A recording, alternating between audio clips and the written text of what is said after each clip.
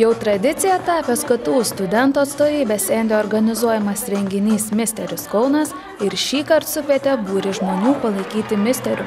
Kiekvienas kovojęs dėl misterio titulo vaikinas turėjo įveikti daug išbandymų ir rungčių, norėdamas įrodyti, kad yra vertas tapti vieninteliu ir nepakartojamu.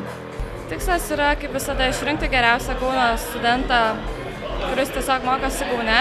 Ir džiugu, kad iki šiol taip pat atsiranda norinčių, kurie gaus pereinamąją skrybėlę, cilindrą misterio. Dalyvauja 9 studentai. Aš žinoma gaila, kad keletas atsisakė dalyvauti, tačiau tikrai puikia komanda ir džiaugiamės tokiais dalyviais.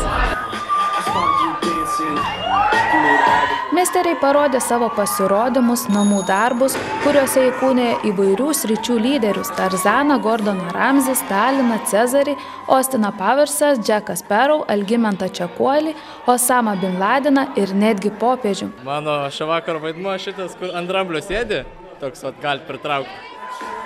Kai pirmą kartą išgirdau, kokia bus tema šio renginio, kad pasaulio lyderiai, man pirmos mintis kilo į galvą visų pirma, tai Barackas Obama, ten visokie tokie Šiaurės Korėjos diktatorius ten ir, tarkim, popiežius.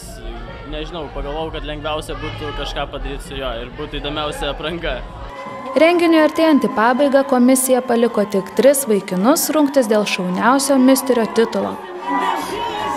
Misteris Kaunas 2013 nugalėtojų tapo Ignas Radžius, KTU ekonomikos ir vadybos fakulteto pirmakursis. Visuose etapuose laikėsis itin aukštos pozicijos, finale Ignas galiausiai įrodė savo pranašumą.